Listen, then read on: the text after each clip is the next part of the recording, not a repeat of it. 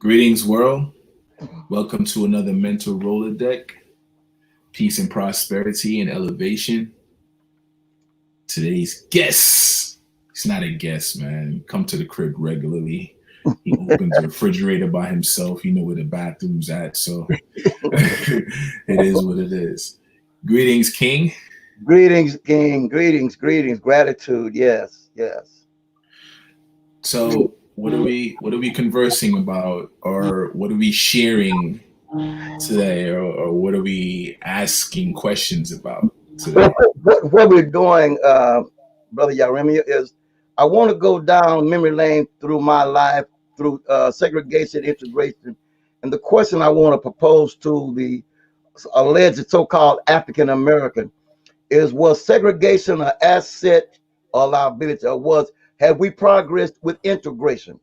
And when did integration become a part of our lexicon, our vocabulary? Because, and I like to talk on the fact about my 74 years on the planet and my journey, my journey among those 74 years. Let me say 60 years of my journey, because as a young man, I was doing a young teenage thing, right? But when I became matured around about 14, when my first child was born, I began to look at life in a different scope. So from 14 up to now, I've been on this journey trying to understand life and what life have to offer. And being raised in the South, in Texas, being born in Arizona, migrated to Texas at a young child of 14 years, 14 months old. Grew up in the cotton fields, grew up in a segregated community, went to an all black school from kindergarten all the way up to high school. I was exposed to a lot of things, and then when I got involved in the movement, I learned a lot. And I want to share. I just want to question some of our young people who was not afford or may not had a chance to talk to some of the elders about how it was back in the day, what we went through, and where we are today, and have we made any progress at all? Because some seem to think that we have arrived, and they don't realize by not talking to our elders and older heads that will talk how much we have lost. We we we we we got what we wanted, but we lost what we had.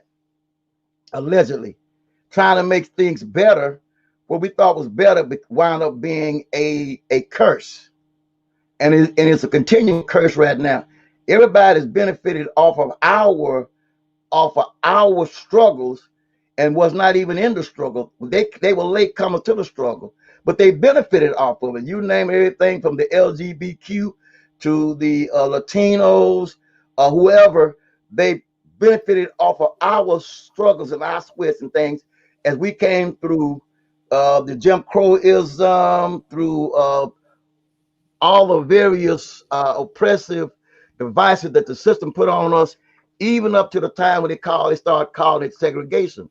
We didn't call it segregation. We were forced to live among ourselves. And back then, we knew who our enemy was. We knew what the problem was. We knew what the lines and the boundaries. So we tend to stay to our own, and we was able to build among ourselves. And we built a great nation. But what happened was somebody came in and slipped a Mickey in our, slipped us some bad Kool-Aid, and we fell for the okie doke, and we've been drunk ever since. And we can't seem to find our way back to our true creativeness, our true genuineness as a people who are geniuses in their own life. Because whether you had a PhD or none at all, we were very powerful people, even just on a regular basis. And we need to realize that. I was talking with my goddess, and somebody had never heard of the beatnik generation, of the hippie generation, Woodstock, all of that. Those things came along prior, while they was creating this thing called segregation to paint us in. For many years, they told us that we were second class citizens, and the man we call him was first class, but not knowing all the time that we had more major inventions. We did a lot more than he ever thought he ever could do. And what he would do, because of certain occupations and jobs, he would steal our ideas and put his name on it. And if you will look at historically at the major inventions and things that was invented, you had more so-called African Americans according to the label they wear a name. But back when I came along, we was called Negroes, colored people. You understand? I had to, when I went places, we had a fountain, a water fountain for coloreds and a water fountain for white. They had a bathroom for whites and a bathroom for blacks. And we had to go around to the back of the restaurant to eat in the back and sit on soda water cases and self-made tables back in the back. But believe it or not, even though we went to the back of the restaurant, many of the cooks was black in the restaurant. So we got the best steaks. We got the best food back in the back, even though they were serving the whites out front. The best food was back there in the kitchen with the cooks. Because we saw what the cooks was doing to the food. And you'd be surprised what some of them people, some of the white folks ate that come out of the kitchen that the black cooks were doing to them. So, but anyway, I want to talk about that. And I'm looking at how we are now because we have fallen so far down the rabbit holes as a so-called wannabe quote-unquote nation. We went from a community to the ghetto, from the ghetto to the hood, and that's where we are now. And we're still struggling in the hood trying to be a community, and that won't work. So I thought I would bring this topic up: segregation versus integration. And the problem was with that, Yarimia, is that a lot of our people, we was looking for all we wanted was a level playing field, not knowing all the time that there's never a thing called a level playing field. Let me digress back a little bit. Go back to school. When I was going to school, all black school, colored school, or Negro school, or what it was, we got hand-me-down books. It was nothing to get a book that a white kid have had, 4 or 5 white kids have had before we got it, and they would tear part of the pages out of it. You might start on chapter 1 and get over the book, and all of a sudden chapter 16 and 17 is missing. You kick back into chapter 18, you got to figure what the hell happened at 16 and 17. We'd have to figure it out. But you not know we produce more doctors and more PhDs and more masters than a lot of them did? Because even with them trying to sabotage the books, it was years before we was able to get brand new books. Man, I remember I first got my first textbook with nobody's name in it but mine. Man, I could have danced the jig because from first grade up until about the 8th or 9th grade, we had hand-me-downs. Even our football equipment was handed down from the white school. Everything we had was handed down from somebody else to us. We was using used equipment. Very seldom did we ever get anything new. And by them having the funding, they was controlling the funding for the school system. Yet we had the best football team and the best basketball team, and our track team was superb.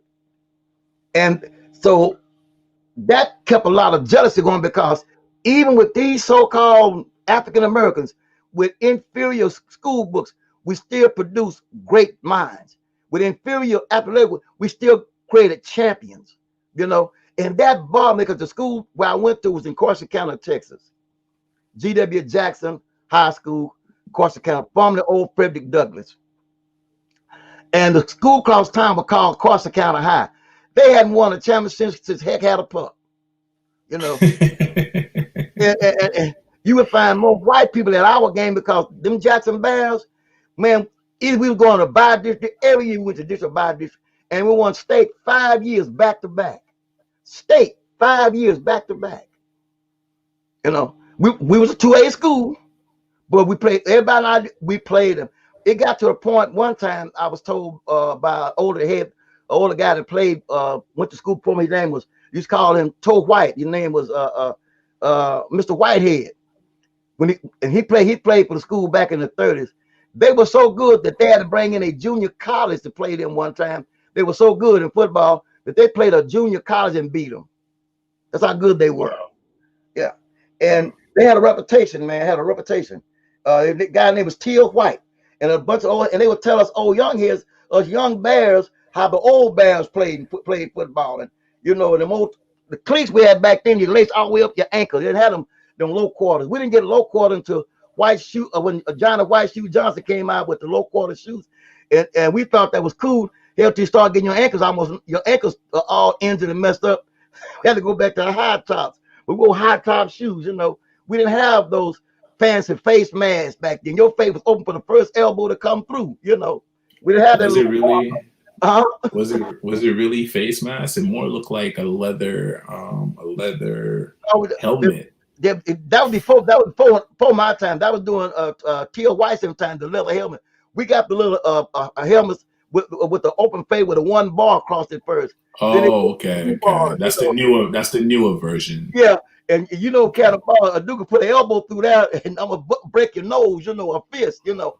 So later on, but I came through that era, and I just been, you know, and back at that time, we had our own restaurants, had our own doctors, our own pharmacists, our own clinics. You know, we was all self-maintained, not knowing we had it good because the dollar bill would turn over 90 times in the black community before it ever left the community. We'll have our own lending institution and banking in our own area. You know, they call it segregation. We call it just living. It's all we knew, you know. We didn't know about no segregation and integration, but we knew that in trying to, as time moved along in education, we got involved in these so-called marches and civil rights, and that's when the tide started turning. And what I'm talking about now, every time that we as a so-called African American would pull up, the poor whites would get jealous. They would get envious, and they would seek ways to try to destroy everything we built. That's why you had Wall Street and Rosewood, all of these calamities, and it would create some kind of lie or excuse to get into our communities to try to destroy because they were jealous of our success. And every time we would step on any field, give us a few months, and guess what? We had it. We were running. That's why they didn't want you in baseball. They didn't want you in basketball. They didn't want you in golf. They kept us out of all things that they want to consider that they could dominate without us being there. But every time we showed up, we showed out. And that's been the thing. That's been a global jealousy of the alleged African American man. And that's what the problem is today. And they've been finding ways to stop this genius. Whether he got a college degree or not, he can have a outhouse degree. We were sharper than the average white boy with a PhD.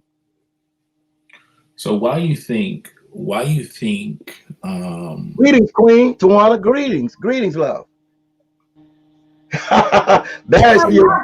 How you doing? How you doing? I didn't want to stop that conversation. It was amazing. I've been listening the whole time. Oh well, so yeah, thank you very much. No do favor. greeting? Thank you for joining us. Hello, guys. So if you just want to jump in and fix it in that, we're talking about integration versus segregation, and how we thought we was having it hard, and the illusion was that we had never heard the word integration in our daily conversation. This thing came to us in the late 70s.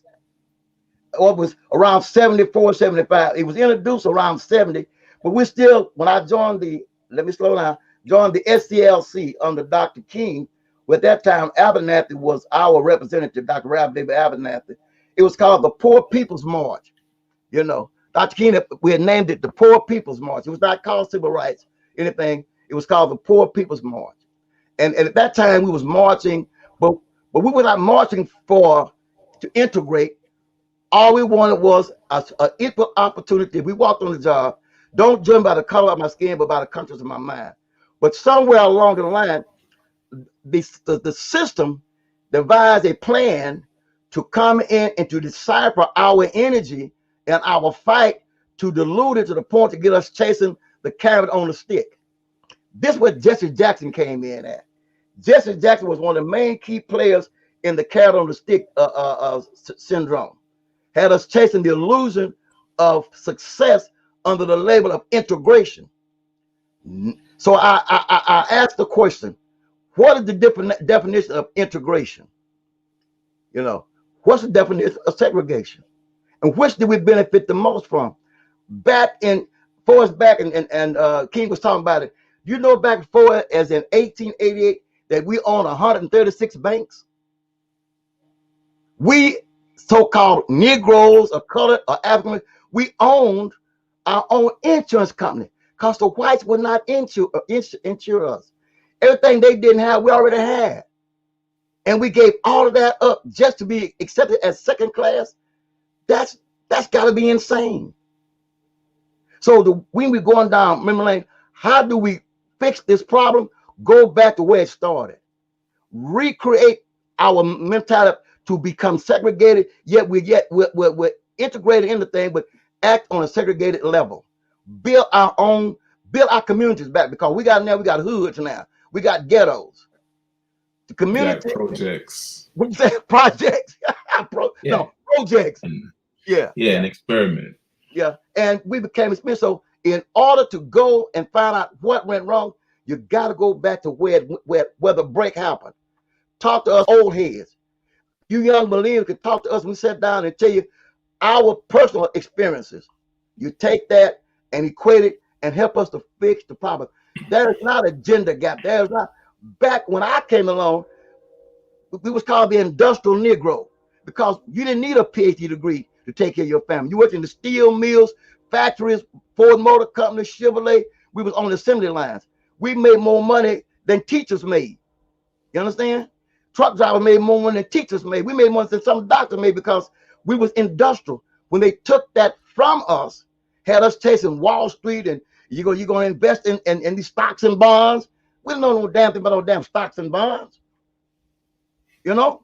And we got caught in the illusion of success. And we lost everything we had. And now we're trying to find how you get it. You don't lost the way, because the jungle done growed up. The trail you used to walk through is growed up, and you can't find it now, because there's nobody can point you back to where the break was. This is where we come in, us old heads, of old men and old women that been down that road, and tell you, well, baby, when I came along, we owned the land. Do you not know back around the and this is ironic, they gave us the lie that we couldn't read and write for 150 years through slavery. Well, how the hell you come out of slavery in 1865 and build college in 1868? How you run whole countries? Right now, if you pull up the Reconstruction to Louisiana, 1868, you had Negroes running the legislative body right out of slavery. Come on now, building schools. But those were the undocumented times. Also, like if you go back, they had 9 so-called black presidents before they actually had Barack Obama. You see what I'm saying? Like your John Hensons and go all the way back, but they're not documented or favorably known. Yeah, 1781 and 1782. He was out of Charleston, Maryland. First black president elected emirs, and while George Washington was a general, George was the 9th president. Was not the first. He was the first constitutional, but the what you call the Continental Congress, John Hanson was it. Most white boys, and they were scared. This man did more in a year than most folks do in 4 years. Yeah, because he only did 1 term. That was the funny thing about it. On a lie. And guess what? And as soon as George got in the office and he went against George, they poisoned him at his brother's house. He had a brother named Samuel Hanson, who, when after the battle at Yorktown, he gave 800 pounds of silver to buy shoes to outfit the Revolutionary Army, because they were threatening a mutiny and to make George a king. They didn't want no king. So Hanson gathered up 800 pounds of silver and paid the guys their fees. You understand? And Samuel Hanson was the one that carried it over there, took them to pay the guys. But at that time, George was a Federalist. He was not a Democrat. He was a Federalist. And so in Hanson them, they got into it. And some way or another, he got poisoned at his nephew's house in Maryland, and later he died. You know what's crazy? I know you keep highlighting that you're in your 70s, right? Mm-hmm. But we fail to see how close that is. It was happening in your time. You're 70 what, Baba? 74. Okay, just think about it. So it's fairly new. Yeah. You know, we act like it's something that happened way, way, way back. No, like, and that's what we've been told. Like, people that were never slaves are accepting to being slaves. You know, one of the biggest things that I see going on that is really bad. It's called 1619 Project. You've heard of it? I know you have. You haven't heard of the No. 1619 Project? No, You ever no. What happened? look at the 1619 Project. They know when all Negroes were slaves and all this stuff. Do you not know that in 1705, Virginia passed the Virginia Slave Code law telling Negroes to quit buying white folks for slaves? 1619. Okay, wasn't no 1,000 Negroes were bought here on a slave ship. Only 16 people came in on a Dutch boat headed to Cuba, and they traded them off in Jamestown for supplies. One of the guys on name was Anthony Johnson from Angola. He became the #1 tobacco farmer in Virginia. It's funny He because owned white slaves. He owned it's white funny. slaves. It's Go funny ahead. because right here it says the 1619 project is an ongoing project developed by the New York Times Magazine in 2019, which aims to reframe the country's history by placing the consequence of slavery and the contribution of Black Americans at the very center of the United States national narrative. That's what I'm reading. I sure did. I saw that too. But check this out. So you said 1619, but in 1781 you had a Black president. Mm-hmm. Yeah, 1780 you had a John Hanson. You had so was all Negroes enslaved at that time? And what about the 100,000 more Blacks they saw him when the ship showed up? Look at free men of color. How long they been around? Because every Black person was not a damn slave. They own stuff. I can name you a list of them. In my book, The Other Side of Slavery, The Untold Story, I bring all these people out that owned. It was all about economics. And the Black was so strong in the South with money, they broke our economic back by bringing a thing they called slavery. They came in and changed it to the narrative. Whites in the North were trying to save the Blacks in the South from white folks in the South. That's a bunch of BS.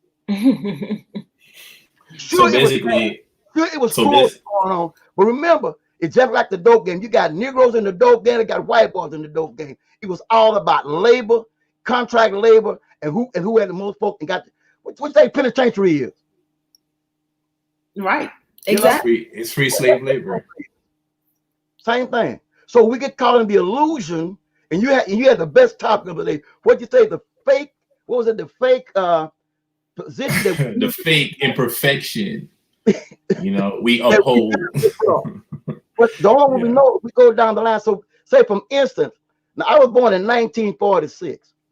I'm considered a baby boomer.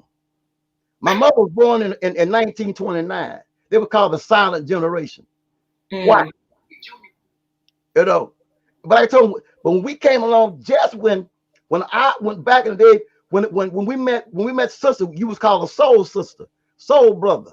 You know, you wasn't called no B's and H's. Man, you get your tongue slapped out, get your eyeball black, probably get your head cut off. If you call a sister B back then, she probably cut your throat with a razor. So you go see Let's Uncle go Tom. back to those days. Let's go back to those days. You go see Uncle Tom, huh? You didn't even make it past him. Because see, there's another misnomer. I'm allowed to do that in 2020. Somebody called me out. It's going on. My mother, it was 10 of them, and my aunts, they all carried straight razors in their bosom. You call them, man, they would give you a quick cut right across your throat. You know? Yeah. So they didn't play that. Yeah. And we had more respect. And back then you had Black men in the household. The system saw by removing the Black man from the household and de-industrializing the Black family, they pulled us down to rely on our female. But remember, we had some bad sisters back then. They were some hell of inventors back then. They were doing a lot of things, not relegating to the welfare. It was the wayfare. And we did for our own. I lived next door to a doctor and a teacher in the neighborhood. Right next door, I played at their house. Yeah. Dr. R and Miss R. She was the kindergarten teacher, and her husband was a doctor of medicine. We go to him for things. We had our own doctors, male and female doctors, nurses, and all these things. Our teachers lived in the community. They knew us. You know. How were we able to create this divide? Because you see that there's like you said, Jim Crowism and all those things that happened. What led to that divide within our community? The system saw what happened. In order for the so-called white elite to keep their position, they had to create a bubble between the Negroes and them. So they created a middle class for whites. That's the low poor whites who were less educated, ignorant, couldn't spell cat, know where you turn it. You know, they put them in there and made them feel that they were superior to the most elite black. So they created it, and then they forced us to start thinking that they had the sweetest sugar and the coldest ice. Hey man, the house, the dog, and the picket fence, man. Oh yeah, but see, not only that, and every white had a little black boy with a red jacket and a cap on at the fence post, the little stable boy. You know, if they had money. But we didn't need that because a lot of us we owned 14 million acres of land back during that time. What much land do we own now? I'm telling you one thing to want to type in how many black towns were built by blacks. How many we built towns. We didn't build, we built the whole towns. Yeah. Redding, Louisiana, it was 25 towns were built by blacks. We built our own town. Right now, one of the oldest black-owned towns is called a place called Mound, Mississippi.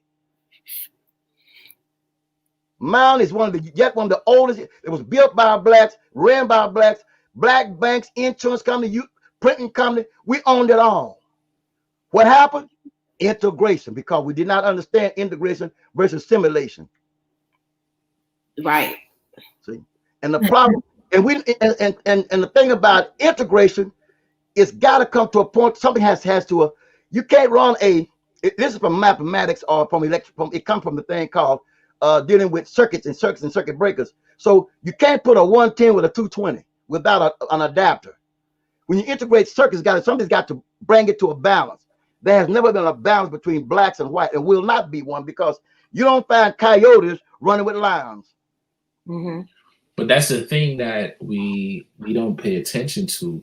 You know, we tend to say, hey, the winners, you know, told their story, but no, it's actually cowards that tell their story. Because if you pay attention to it, we're starting at the back of the line.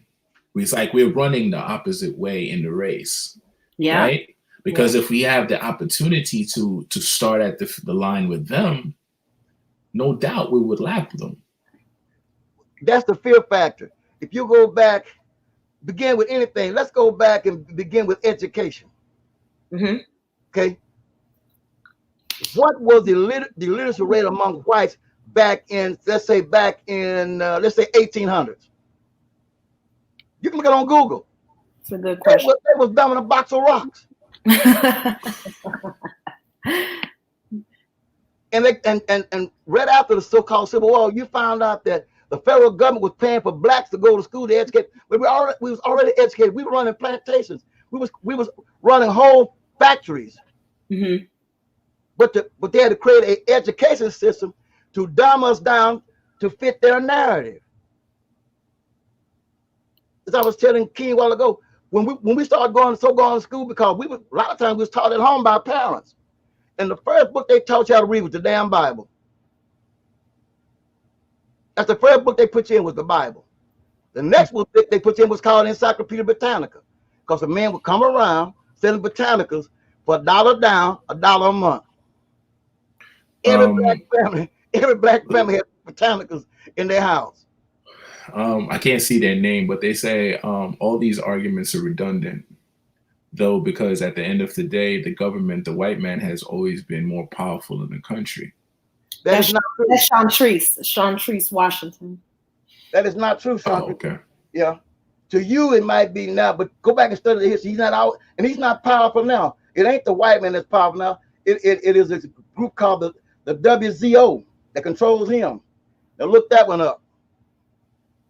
Then it's not about the government. It's how you control your own life, your own community, and your own family, your own power. Right. So don't put that on the government, because the government is supposed to be you, and we know it ain't. It's about, now that we have integrated, learning from that and saying, okay, wait, there was some benefit to us being separate. not necessarily segregation, but now what do we do to make us stronger within this integrated world? We did not protect ourselves. When we went in, we did not form a protective shield to protect what we already gained, to keep losing what we had, and to go forward. We did not put protection around our black female. See, they made us think that the white female was the cream de la cream, and our black sister wasn't about SHI. So they had you chase the illusion of the forbidden fruit, which was so-called the white female, right? And they made it so because if you saw one, they lynch you. If you whistle, they met, and she wasn't. They didn't respect her own damn self, but they made you think that she was it.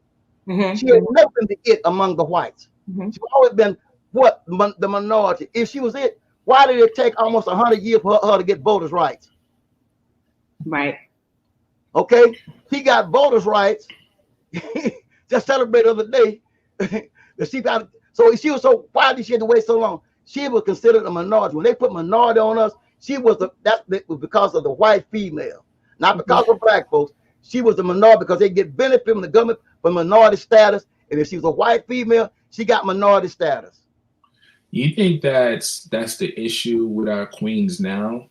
Is that the programs that they're jumping into is causing a conflict not only within the community but within their own homes, like the feminist movement and so on and so forth? Because I really don't see the benefit of them being in it. Because like if you go further back, the so-called black male was never against the female. Never. Remember, that was the illusion painted by society. And who did that? The industry did that. People like TI, a lot of your corporations, they would hire black females and put them in job and say, you don't need that black man. You don't need that man. Then welfare say if a black man's in your house, you can't get a support from the federal support. So he had to leave the house. But remember, before welfare and all that, blacks was in steel mills, you foundries, Ford, Chrysler, GM. We had wealth, and we spent it among ourselves. We created the lottery. It was called the numbers racket. We created the numbers game because it was called the numbers racket. It was, they called policy. We did all that. We had a way of surviving back then that we let get away because just to chase Wall Street, and Wall Street ain't good for nobody. A lot of you, my boy Rick Lamar. So I'm going down. So in order to find out what wrong, how to fix it, you got to go back and find what thing went wrong. But listen to me. We need to get that segregation mind back and use that segregated economics that we had before. We're in it, and you ain't. But we need to learn how to protect our own communities. Quit going for gentrification. Quit being gentrified. Because every time we move to a white neighborhood, they move out the white neighborhood. And it's called white flight. You know so we can reverse gender. We can reverse it. Right. And we need to talk like this so our sisters know we have never been against you. We was against the system. And the system had you thinking we were against you. But we know without you, we didn't exist. Because you were the one there were helping us to get through the night when there was beating going on to comfort us. We know this by removing us out of the house and trying to make us seem less than a man, less able to produce and protect you. You can't protect us. Hell, we got to protect each other. Right. Remember this. Imagine this. If every black female was working in a white kitchen, would put a little drop of strychnine in the food, how many white folks be around today? Well, what do you think about Black, and just to talk about what Jermaine talked about why Black feminism arose and the whole idea that during the civil rights movement, women were not allowed in like powerful positions or leadership positions, and then is the reason why they separated from the civil rights movement and became this Black feminist movement, right? They didn't fit in with the white feminist movement. They didn't fit in with the civil rights movement because they weren't allowed to be in powerful positions. and so then they formed their own group and their own independent. Anytime you get involved in anything and don't do the research on the mechanics of how it works, you get caught in the trap. Yeah. Why did Richard Allen create the the Methodist Episcopal Baptist Church? Because the whites put him out of the other church. Yeah. Okay. So why would you want to be a feminist when you all control the man from the house? Pillow talk. You get she got more done in pillow talk than you can out there you was doing, because you control the house anyway. Most men do what the woman say to do, but she make you think that you was unimportant. Remember, they made you think that you was unimportant. You've always been important. Now I admit we took a lot of things for granted being men. We took it because you were there, you're gonna be there. That wasn't the case, and I think we should have did a better job of protecting you than we did. But this thing now carried over through interaction, mother to daughter, and down the line. You say that old nigga ain't this, that, and you taught division to your daughters. You understand? And when they have a child, vice versa. But the whole thing with women is a system created feminism. It was designed to break down the black family structure. Yeah. But look at this though.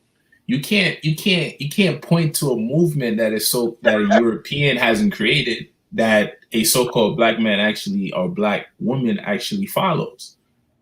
At the head of the snake is always a European. Yeah.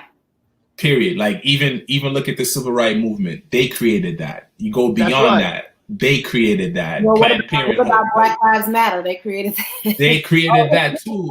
And they created all those movements. And like even if you look on their website, right? It's two lesbian women with a child in the middle. Where's the father? Oh yeah, I read their mission statement. Their mission. Yeah.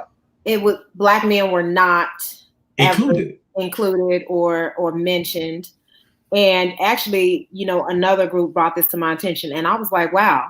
And just them talking about, dismantling this whole idea of a nuclear family, which I understand that they are just basically saying that, everyone doesn't fit that stereotypical, nuclear family definition, right?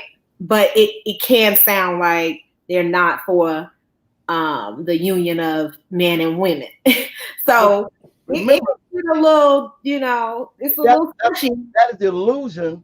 That is the illusion they paint to the public, but they know better. Right.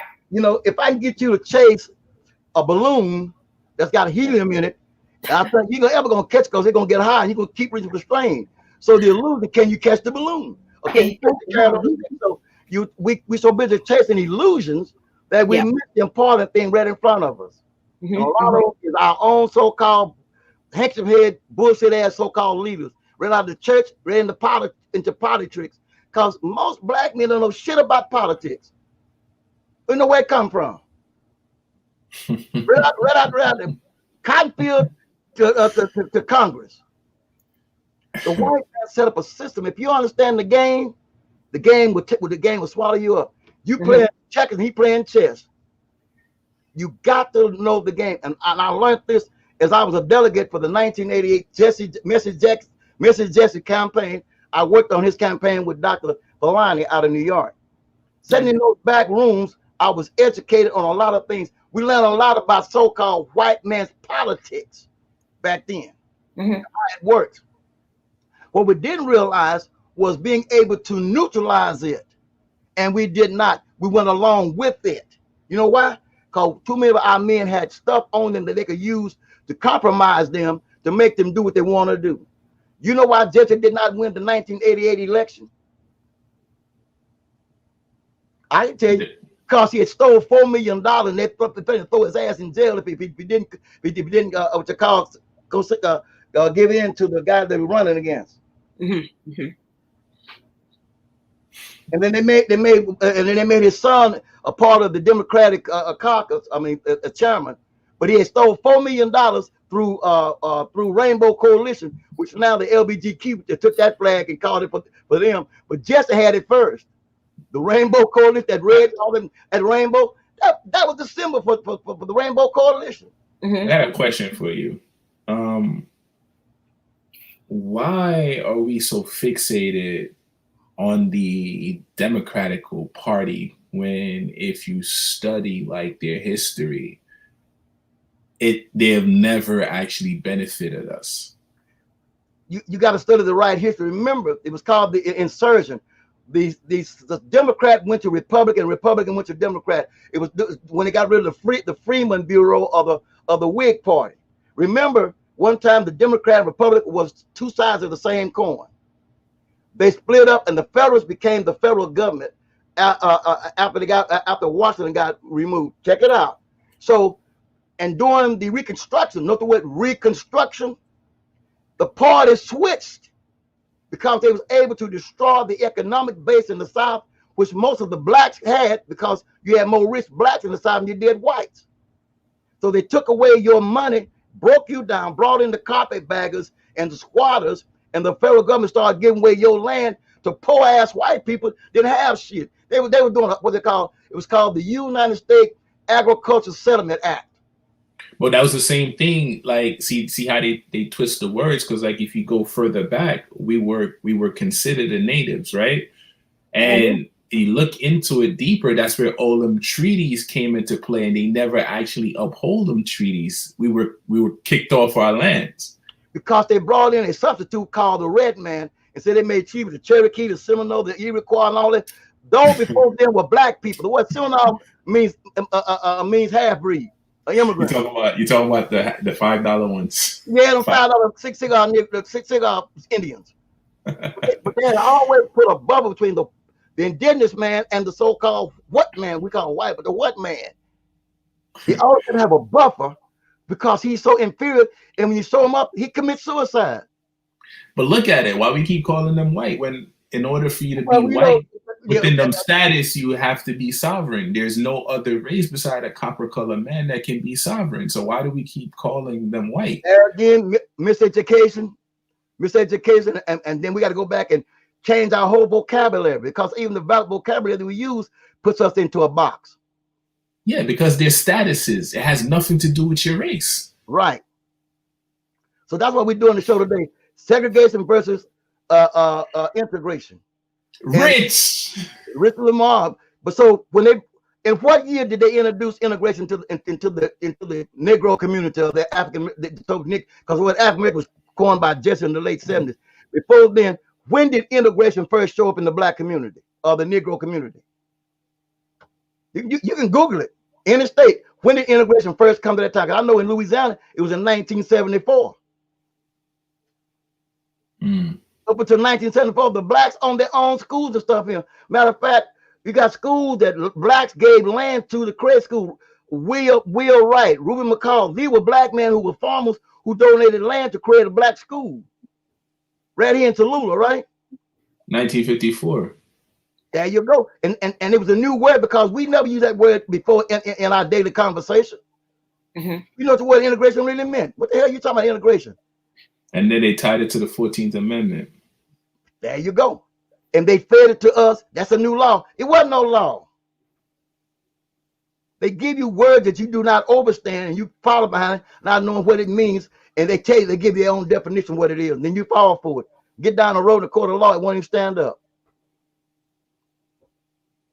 Why I'm talking today, because we want to fix this thing, you got to go back and where it was broke at and rebuild back.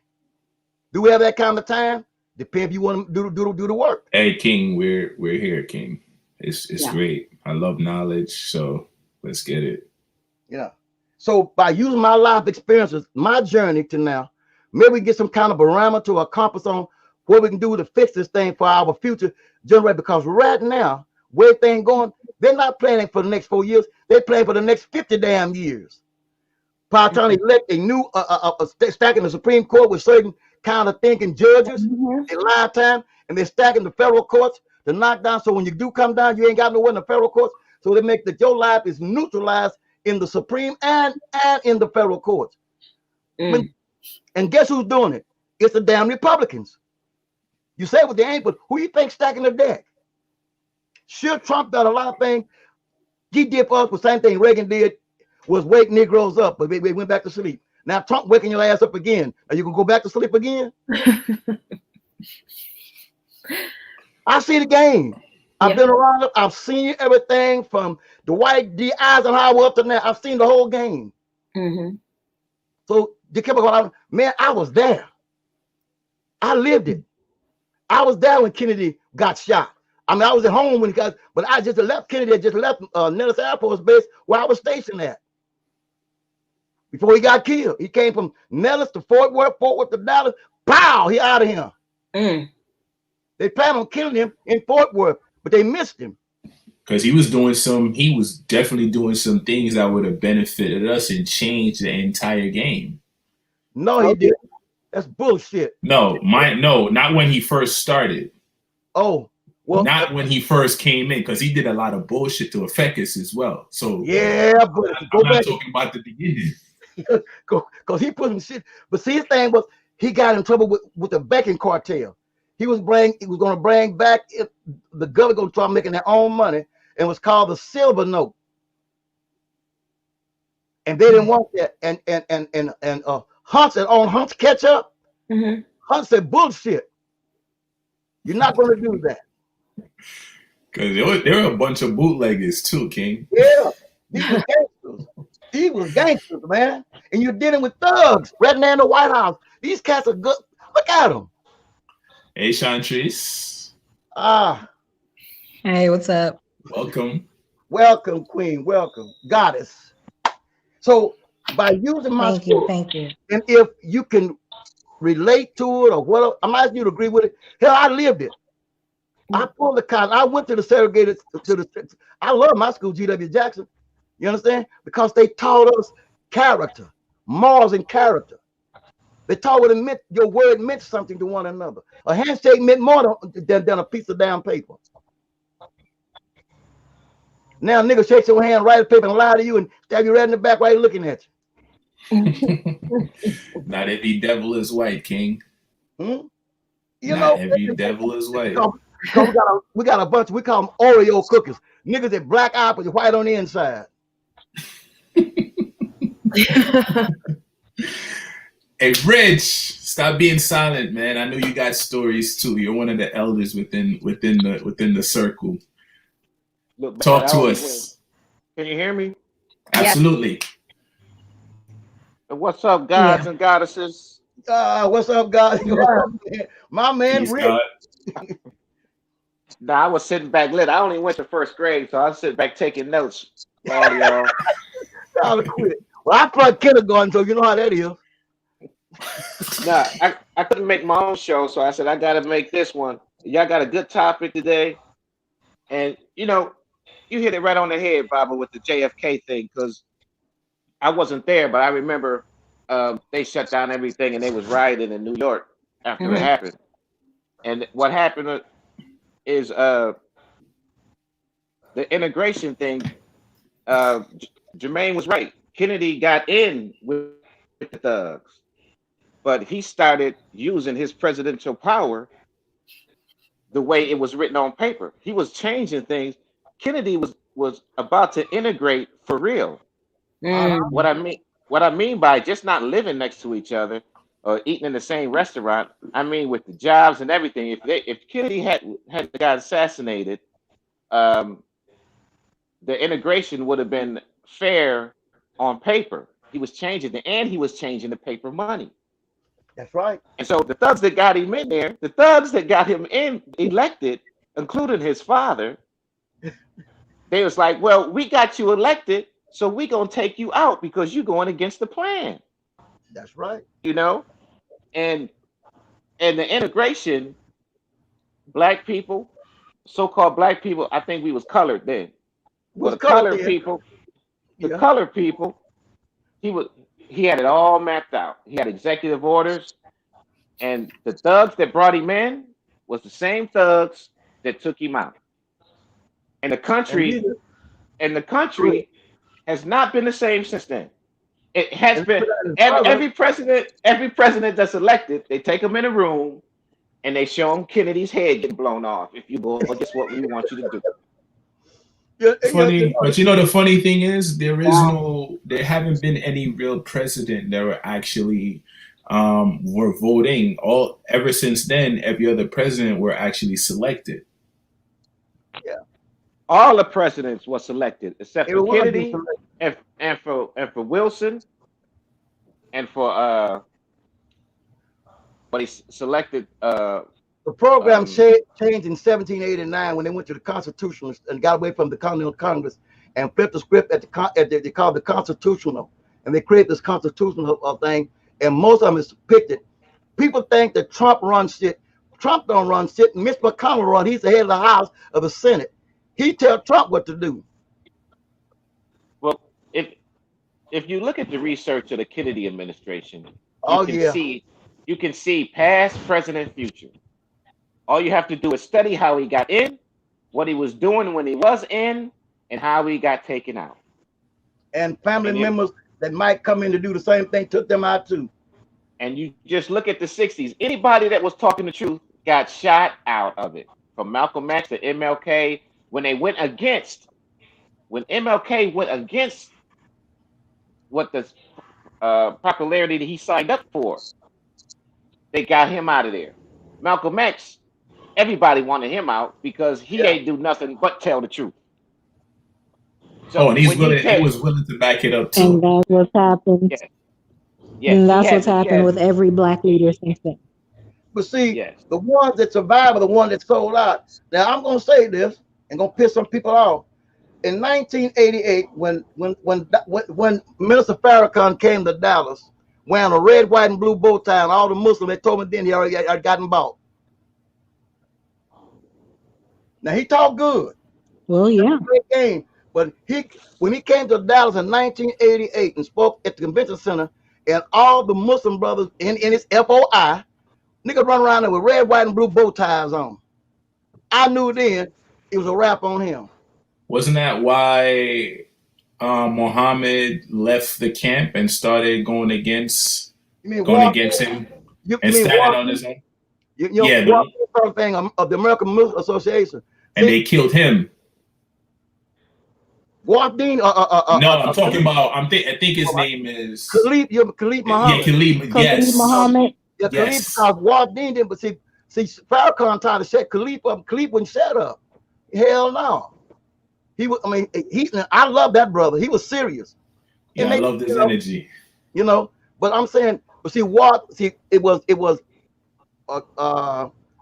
Farrakhan and Wafdeen, and was at first it was Farrakhan and Malcolm, but Farrakhan had got in there because of his college degree education. He was slick, and he's still slick. And no attack the man. If he could deliver on everything he said, it'd be all right. But remember this: this government let you run as long as they want to, and they get tired, they shut your ass down.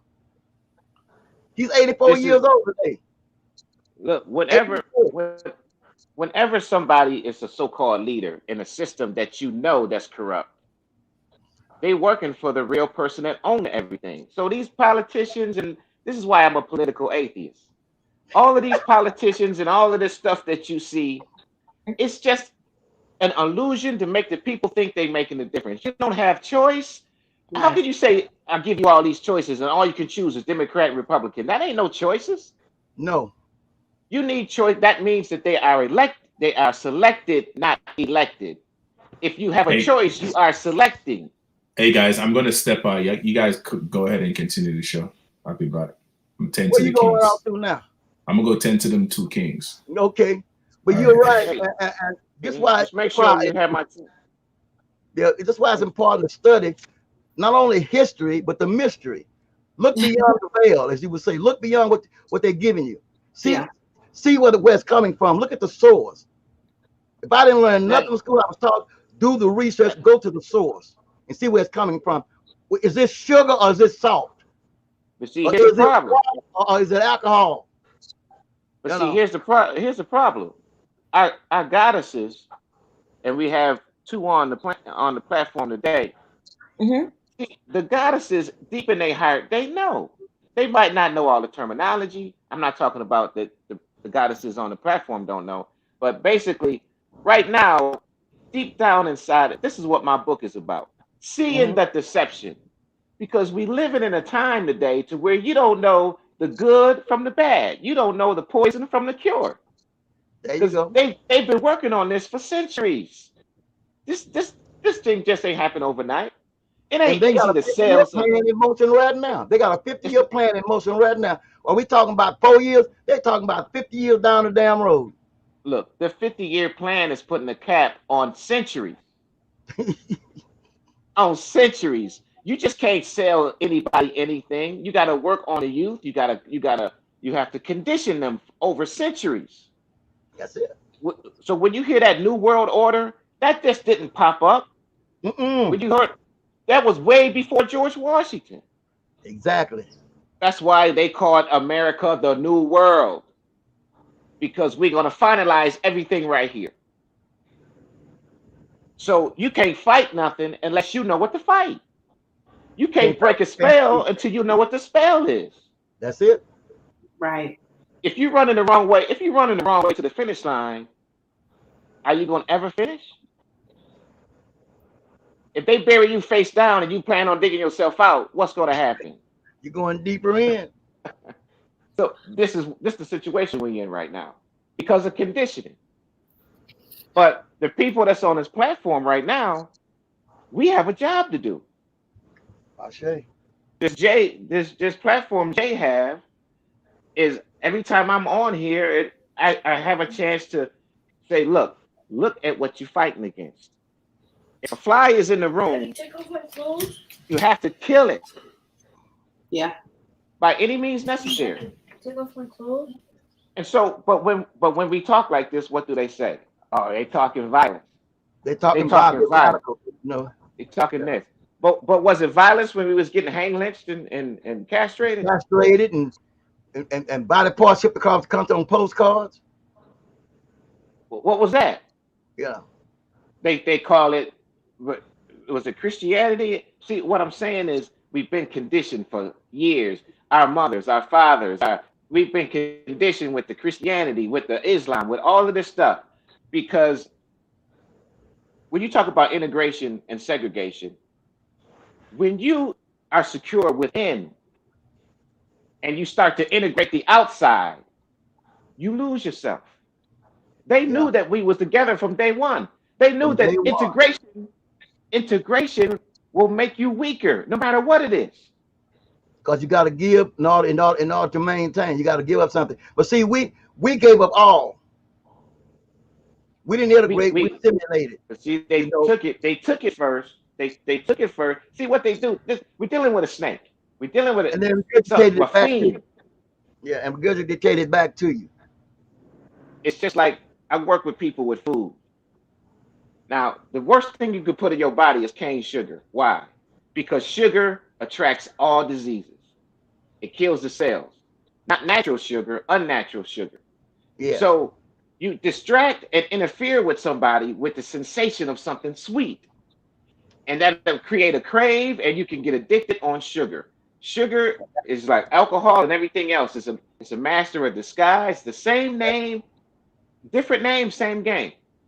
Is it? So they make you feel like, okay, we're gonna sign this, let's vote, let's be fair, let's vote. Now that you own everything and you done killed everything, now you won't be fair.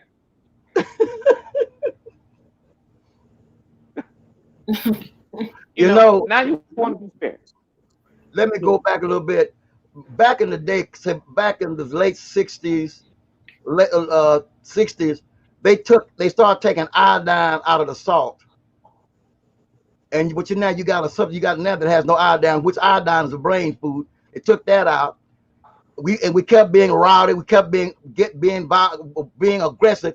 So then they brought in drugs, to get you high and get you out of your mind. Then they go in and they bring in more sugar. Everything we got now, we got more sugar in everything. You don't care what you touch. If it comes through processed sugars in it, some form of it, be it fructose, you name it. And it's worse than cocaine. But I mean, when you used to get Martin salt back in the day from the South, it had iodine in it. Now if you look and see what it says on the box, look what salt says on it. Not a good supplement. What's the best salt to get? Himalayan. But we don't get him. People don't know about Himalayan. Yeah, Himalayan salt, not sea salt. They don't screwed it up. So now it's called Himalayan. But I remember if you take the salt out and you redefine the sugar, it makes you more docile. It makes the community more docile. And how many black folks is on a lot of sugar? You can't pick up a product don't.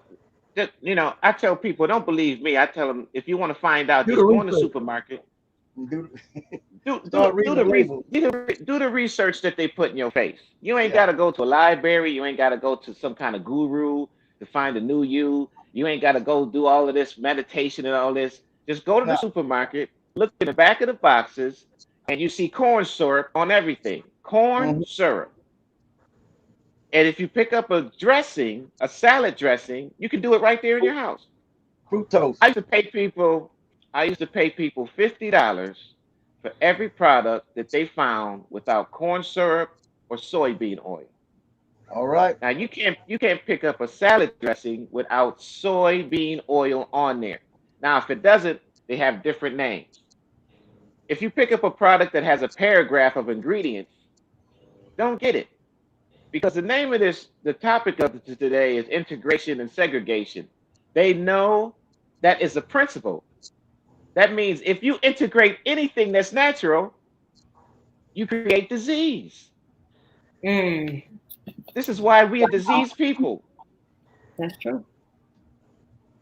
So they why do they do that? Because once you get something that's unnatural in your system, you can train that person better. You can That's condition that right. person better. That's true. They give animals sugar to calm them down and play with them. Hello. What do they That's give horses? sugar cubes, And you know, carrots. and stuff. Yeah, unnatural stuff. I want to go here. When did they introduce the zip code into society, and why was it introduced?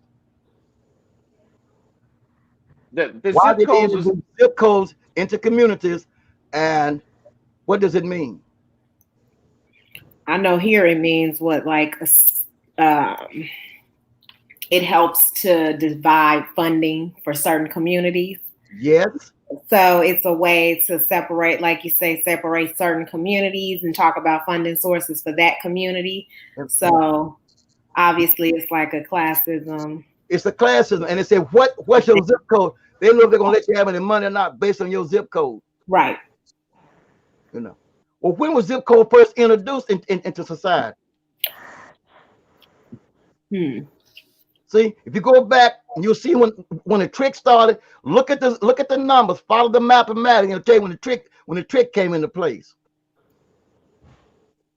You the living out in trick the come. country, you have no damn zip code. They Yeah. say in 1963. When? 1963. Say that again. When did it come into play? 1963. And when did the trick get started? 1963. Wow. When did Kennedy get assassinated? 19 when? When did JFK get 19 what? 1963? Yeah. I'm looking it November up what? now. I believe it was 1963. And it was in what? November, right? Kennedy. Yeah. It was November because they you gotta know the codes. They code is 33. There it is. And they go by see we dealing with a Yeah, sorcery of November spells. 22nd, 1963. The Yeah. same time postal codes were invented. Yep. Okay, got us. Okay, got us. Yeah. Remember I said earlier, you can know the past, present, and future by JFK. Right. So when did he get assassinated? Did you have the month and date? November 22nd, 1963. Right. Okay, now they go by the they code is they go by the month and the day. So the month was what and the day was what? It was the 11th month. 11th month, the 22nd day. Now if you add that, you get 33, right? Mm-hmm. Now 33 is their code. 33 is the code for they have a Jesus died. 33 is the code for masonry. 33 is the code. Now, we don't call it 11/22, right? Right. Then why do we call September the 11th 9/11? Because because that was the beginning of you got to fear the police. Because they know that 9/11 is what you got to dial to get the police. 911. 911. They don't call Christmas 12/25. They giving us these codes. See, you gotta know who to fight when you want to fight. That's right. And you can't fight and beg too. I think that's the issue, though. We don't know who to fight. Like, we know that these things exist, and we want to do something about it. But you think, okay, I'm gonna join the Black Lives Matter movement. That's a good movement, and then you find out at the core of that movement, it goes against your values and morals. So you move on. It's like, what do you do, and how do you begin to make change? Because obviously a lot of us want to make change. And I mean, I think independently we started doing stuff that was good, like supporting Black businesses, trying to Make sure it's a Black business. make sure, right, exactly, ensuring that it's a Black business, because a lot of Black businesses. Right.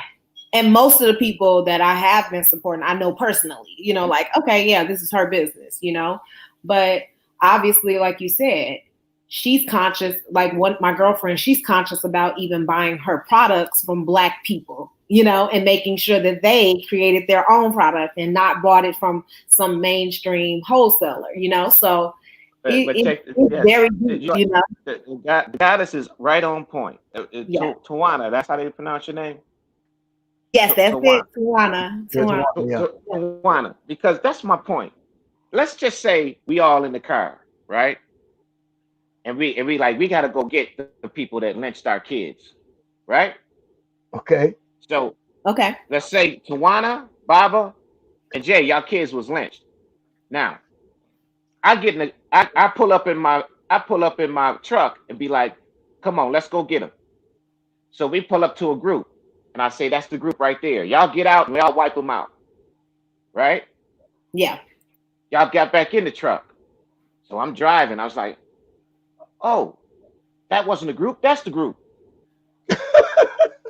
The point I'm making is you got to annihilate the correct thing. You got to know who annihilate. You can't go by what I'm saying. You can't go by what the media is saying. You can't go by Black Lives Matter. Whenever you see whenever you see something promoted like that, we ain't behind it. Right. It's like the N-word. It's like the N-word. That they said wasn't a Black person in the room when they legalized the N-word. The N-word was made because Mark Furman said nigga in court, and he was on record of saying nigga and got OJ off. So they said we got to do something with this nigga word, because we ain't gonna let another nigga walk that we set up. Yeah, but see, the thing about that nigga word is deeper than that. A lot of folks don't know it. And I laugh because, and it's in the Bible. The word's right there in the Bible. And it was the niggas who ran the church at Antioch that named the cracker Christians. Yeah, but see, here's the thing though. Here's the thing though. That's what I'm saying. They took that word right out of there, made it demonize it. We say it's a negative, but it's in the so-called Christian Bible.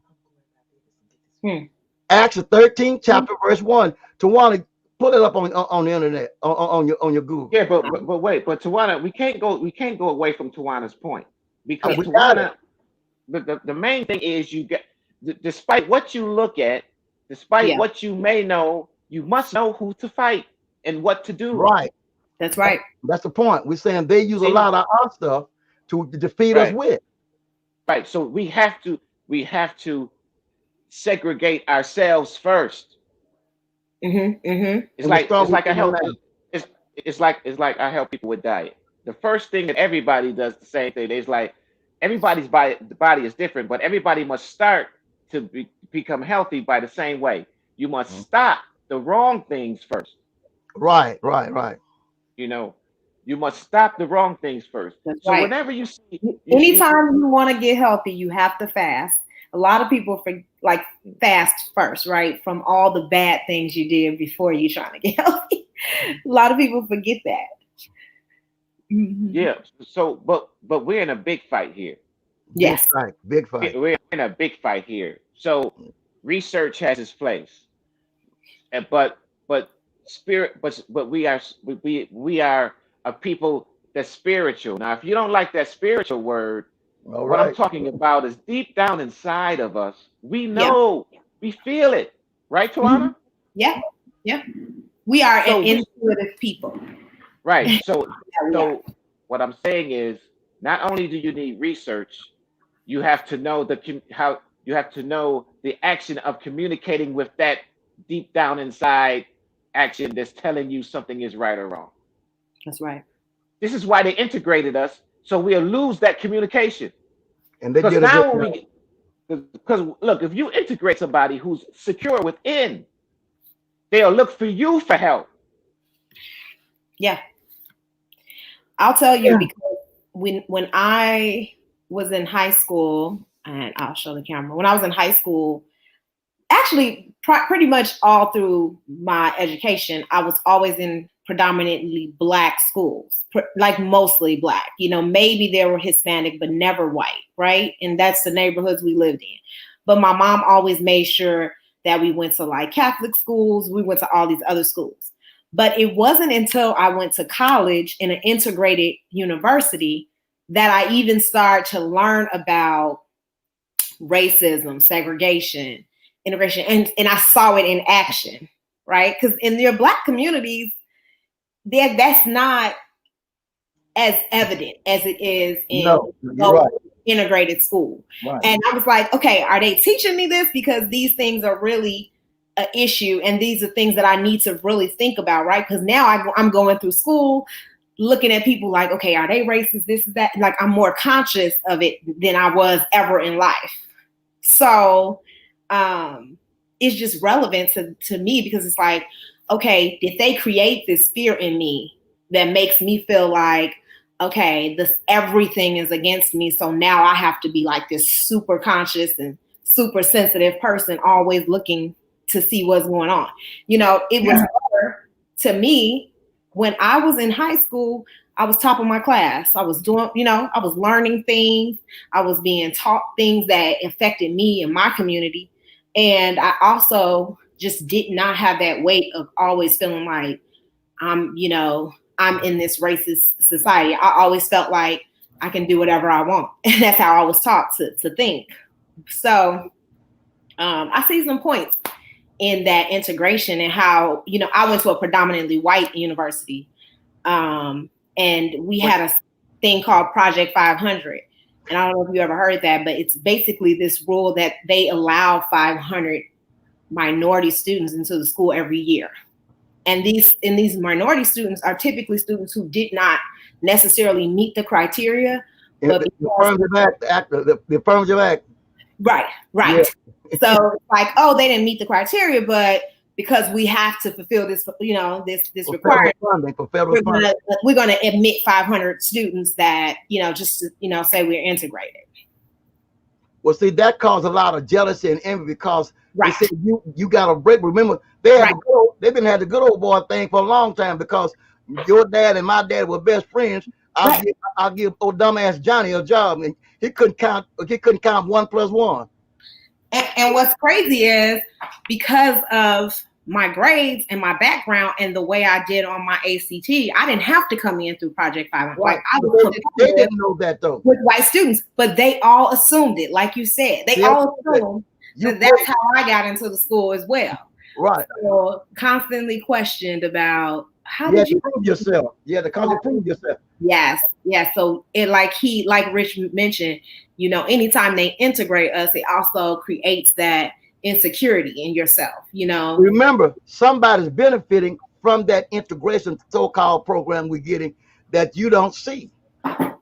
Because they allow so many in, the government put out so much amount of money, and those heads of those institutions they made money off those 500. You wasn't there just they made money off of it. They made money off of it. Some individuals got their pocket fatted. Right. What I would like for us to do, we keep saying racism. I want you to do the etymology on the word racism, what it really means, because we're all in a race. What I don't like is bigotry. It's different between being a race. I'm not a racist. Hell yeah, I'm a racist. I'm in the race and I believe in my race, but I'm not a bigot. See, they take words a lot of time and make you think one thing, but look at the etymology, because it's a compound word. Racism, an ism. You're in a race. We say we are. we're going somewhere. But the trick is, what do I do to hinder you on this in this race? Am I a bigot? Am I a bigot? Do I control the 5 things you need for life? Do I control your education, your food? Do I control these things, or do you control them? Most times, society tells us most of us as black people, African Americans, do not control the very thing we need to sustain life. And I'm enjoying Rick's book. Rick, I appreciate the book, man. Remember, I'm doing my ginger tea now, and I'm getting off into the thing because it's taking time. Yeah, man, I did my ginger tea, and I'm seeing my arthritis and shit changing, you know. But I'm getting it little by little because been eating bad so long, don't want to throw my body in the trauma. But back what I'm saying, Dr. Claude Anderson, you get a chance to want to look at Dr. Claude Anderson as he break down the word racism. Okay. We've been mistaught.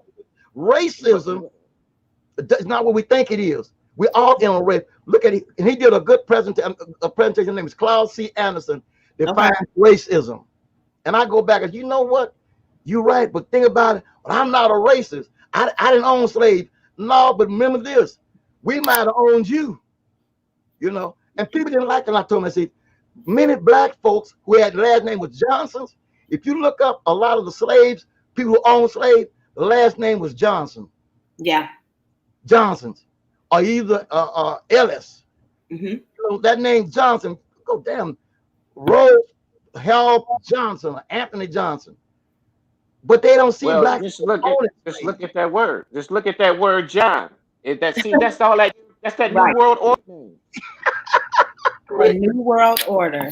Yeah, look at it. Look at John the Baptist. Yeah. John. What I would give me a lot of time.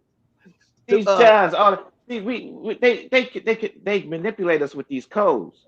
But the reason why. Well, John Hancock. There you go. John Hancock. John Hancock, he was one of the guys that was a part of the 8. John Hancock was a Cherokee. John Hancock was one name to sign was among the 8 that was president. He's in the list. He's a Cherokee. Well, my dad would sign his name, and he would say without prejudice. Yeah. And they would say, no, you can't sign like that. And he'd say, well, why not? You know. And they would never be able to explain, but he was intentional about saying without prejudice when he signed, you know. Well, remember what I mentioned, the codes earlier? Yeah. The 33 to 9/11. Right. Yeah. John is also a code. There you go. John is the code that John was a phrase. It wasn't a name at first. John was a phrase that says, "Don't mistake the mask for the face." Mm-hmm, That's why they say, "Hey, John, you going to the John? Hey, Johnny, you a Johnny come lately?" Yeah. John Doe. See, John Doe. And man, what y'all have against Johns, B? Because it's in my damn name. You dealing with codes, and Tawana hit it on the head, and Baba backed it up. See, the revolution is inward, but we cannot change anything without Tawana. We can't change nothing without the goddess, because the goddess attracts the god.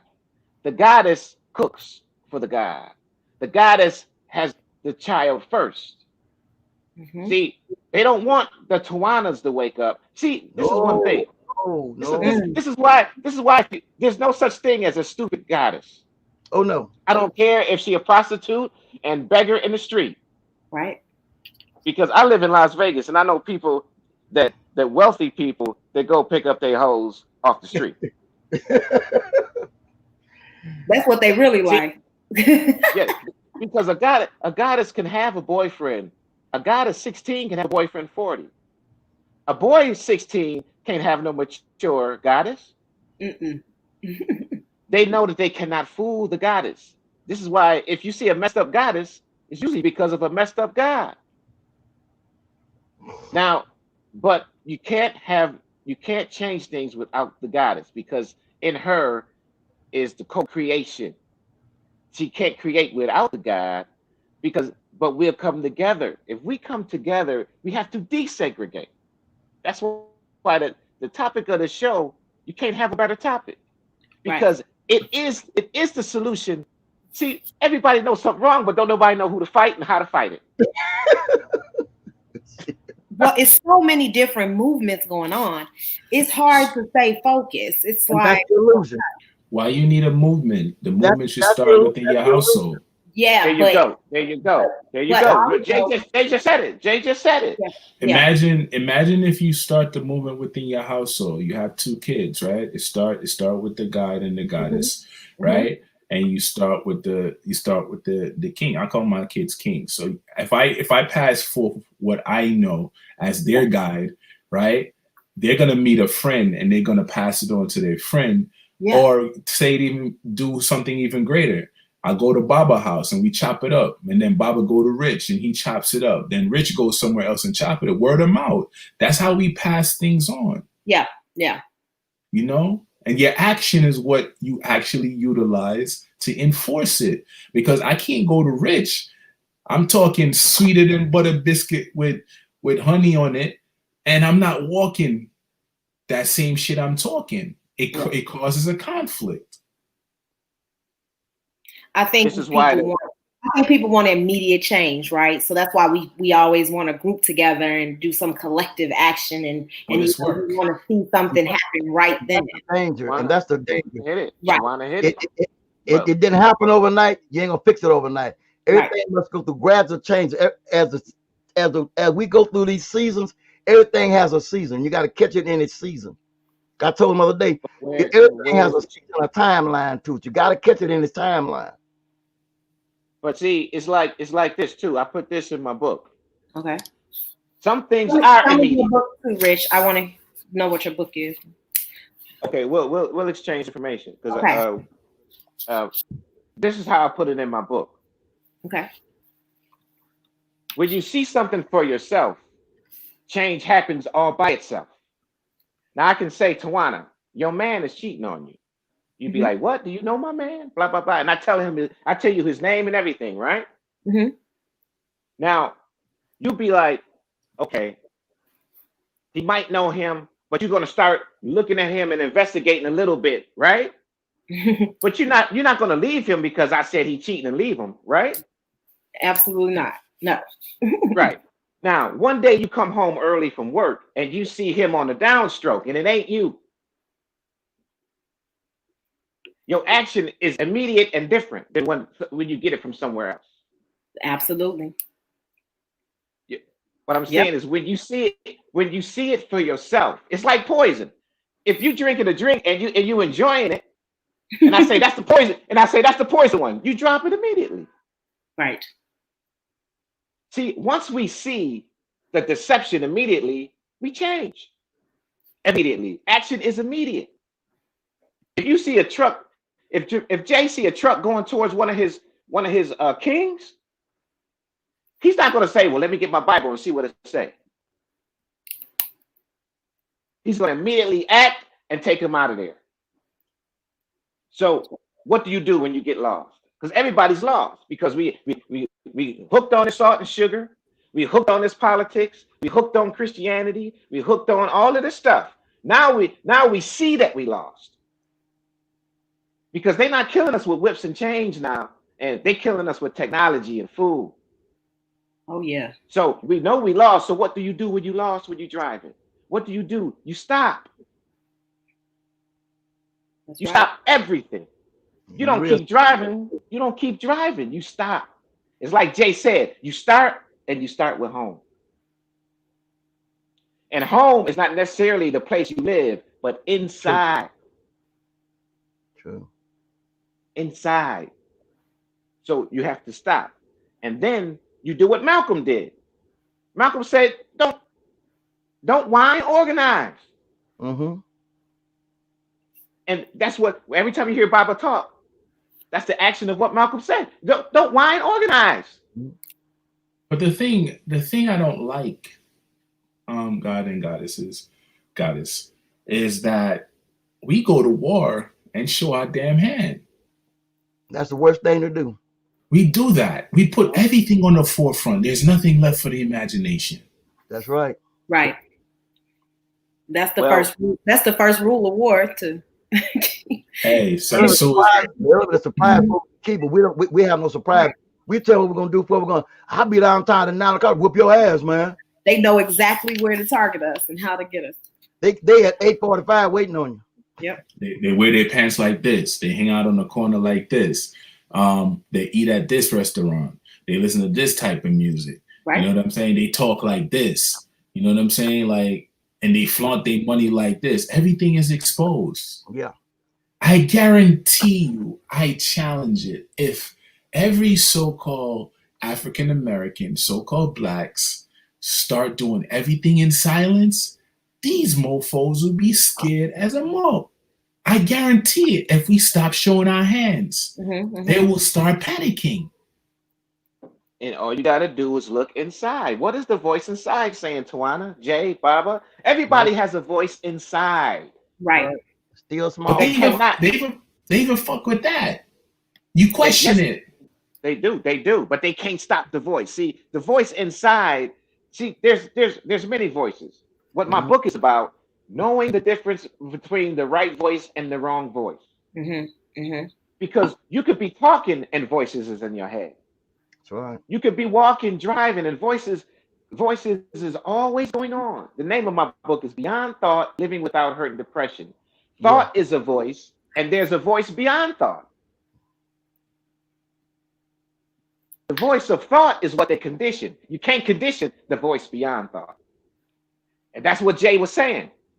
See, when you can't condition the voice beyond thought, it's impossible for them to know your move. It's like being invisible. They control conditioning. Only thought is conditioned when you're conditioned. They can't condition anything else because your thought dictates behavior. What you ever did, yes, everything. You can only condition something mechanical, but the action beyond thought. I mean, you can do something if you ever practice for something or get ready for an interview and you had a script, you'd be like, okay, I got my script down. So when I get in the office, I say this, that, and that. And then they say something that's not according to the script.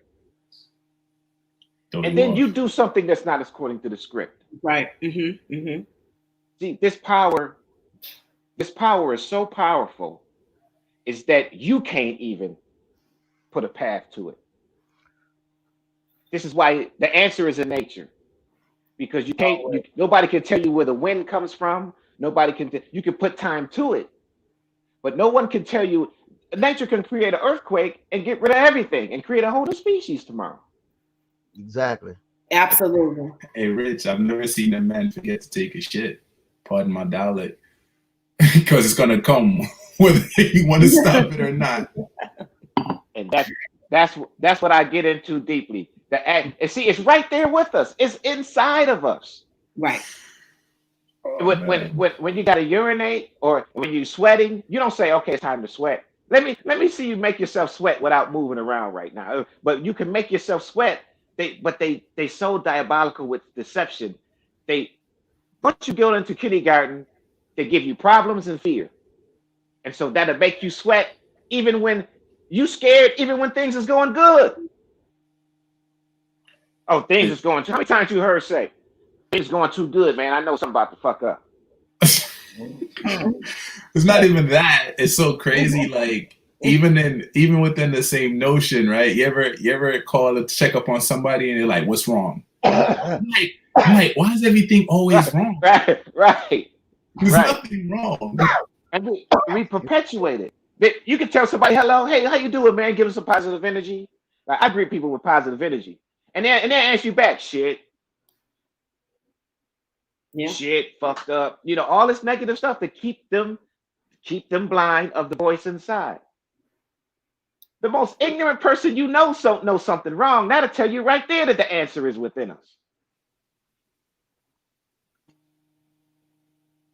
So this system, integration and segregation got us jacked up. I was saying earlier, we getting talking back to that.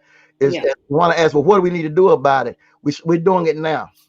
Yeah. We're studying and we're asking questions, and then we'll start working in our own house, and and then it'll permeate to the community, and from there into the city itself, and others that we meet. Others we begin word of mouth. Say, have you ever thought about this? You know, here's an odd thing, and Rick, I'm loving it. But you know, a power that we never use as people that's supposed to be intelligent is the power of remote viewing, part of our telepathic mind. You ever heard those folks? I can look through muddy water and see dry land. You ever heard that statement? I can look through muddy water and see dry land. I'm sorry, that's for the elders, man. I'm too young for that. Yeah, I never heard it. Never heard it. Oh, I heard it. I heard it. You know, that means our mind was so powerful back in the day. And you can look it up, Tawana. It's called remote viewing. It's called remote viewing. It's a part of your psychic. We can sit at home and see stuff over in Africa and describe it, what it looked like, and not even be there. That's why I view dreams as time traveling. It's called remote viewing. Remote viewing. Just look it up and read it back to it. That's one of the things.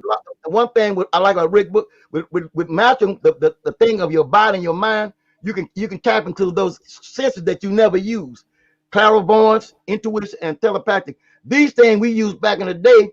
When we were segregated, we had spiritualists among us. People call them psychics and fortune tellers. These folk could do things. They call them voodoo people. You understand? Because they have the ability to see bullshit before it got there. Is the practice of seeing impressions about a distant or unseen target. Its remote viewing experiments have historically been criticized for a lack of proper control over repeatability. Why the CIA want to use it? Keep going. Hold on, let's see what the CIA been trying to tap out. Go ahead. I was trying to find like the definition. It says it was derived in 1970, or it was proposed. Older than that, because they were doing it back in World War II. They was getting our folks to make them look into things from other distant lands to look into spot our targets for the government, for the army to go in and shoot down targets. Who they had GPS. But we tap into those things unconsciously and we don't even know it. Like I could think about you and you call my phone, and vice versa. We do these things unconsciously. You can, I know a mother one time said she could actually go visit her child in California and walk around the room, and the child could feel her presence in the room and tell everything that's going on. You know the beginning. Yeah, that's what healed me. At one time, well, Baba and Jay know my story, but I mean the show is not about me. But I'm just saying, once you get rid of one wrong thing, once you get rid of the right thing, all the wrong things will fear you. Now, what that means is all you have to be is not be scared. Now, what does that mean? What's the action of that? You see, the reason why the goddess is so strong. Do you have any kids, Tawana? Any children? I have two, a boy and a girl. Now, when you give birth, that's not an easy thing, is it? Oh no, not at all. So, but you go through so much struggle and some pain. Why would you have another one? Because you forget about the pain. You're not scared. Right. I got through it. Yes. The best thing that controls thought is fear. Now, if you thought about the pain of that first child, you would never have another one. That's right. You would never have another one. So when fear, that is meditation. When you are meditating, and meditation and fear doesn't occupy the same space, because the only way that somebody can control you is with fear. That's right. Period. And fear is an illusion. It's not even real. And is that what they did with integration when they brought it on? They brought the fear factor in. Hello, the fear factor. They brought the fear factor in. And you know the odd thing about it, not assimilating. Huh? I said that fear of not assimilating and not, But remember this: every time we talk about integrating white school, it was whites there to threaten us with death and beating and all this stuff, so we couldn't go. We Right. were we were forced in them by with federal troops, forced to walk into what was the Little Rock Nine and all this Mhm. stuff. You were forced into it. It was not something you wanted, but you were forced to be bust. You were forced. So this thing of integration was forced on us. Then Mhm. we began to accept and buy into it. But remember, just like Christianity, it was forced on you. Later, you bought into it. Islam, forced into it, bought into it. Integration, forced into it. Now you buy into it, and now you don't know how to get out of it. There you go. And so how can you force something and train somebody? You force them. The only way you can train and force is with deception and fear. Because Mm. fear is deception. I can't get Tawana unless I find out Tawana's weakness. I already know Tawana's weakness. It's the same weakness as Right. mine. Fear. Mhm. So Mhm. what the colonizers do, we gotta get them scared. But before we get them scared, we gotta use deception to make them think that we're on their side. Mm. Black Lives Matter.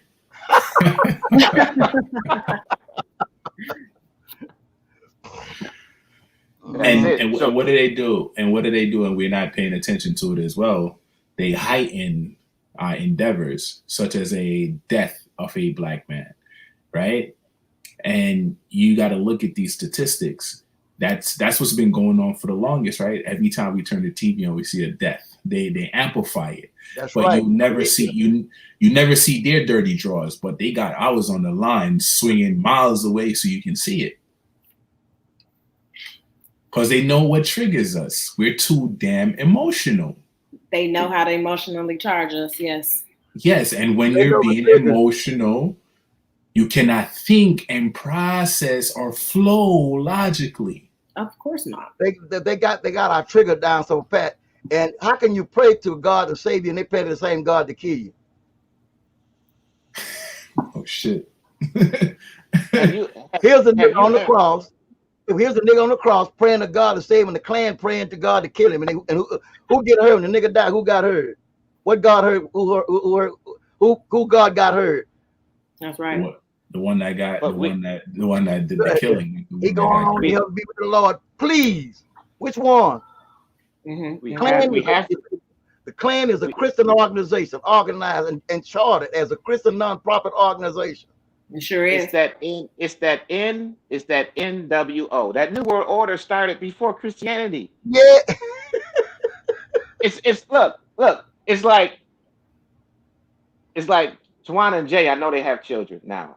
You Yeah. have to start with the children. yep. You can't let your children be deceived. You can't let deception rule. Okay. So what is the action of not letting deception rule? Thank you. Thank you. Now Yeah. you have to see the difference. You have to see the difference between what's natural and what's unnatural. Okay. Now, Tawana tells one of her sons or daughters, look, I'm going next door.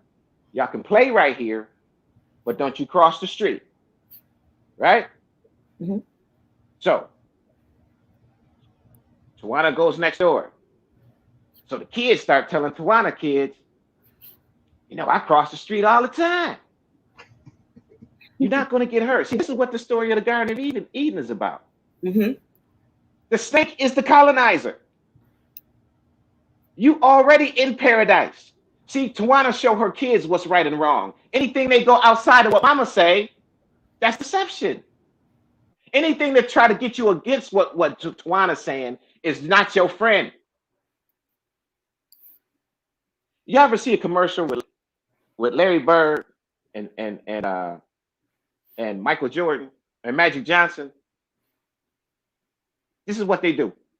Mhm. Magic Johnson it's a commercial for McDevils. And I don't eat fast food. So Magic Johnson eating a Big Mac, right? Mhm. He eating this McDevil's Big Mac. He sit down eating the Big Mac. Larry Bird say, I play you for it. So Magic jump up, he take off his sweats, and they battle it out on the court, right? Mhm. And then Larry Bird shooting shots off the roof, Magic doing hooks and all of this stuff. Mike ate that Now, shit. right, now what? Now, Tawana, Yeah. Yeah. What is Magic Johnson winning if he win the bet?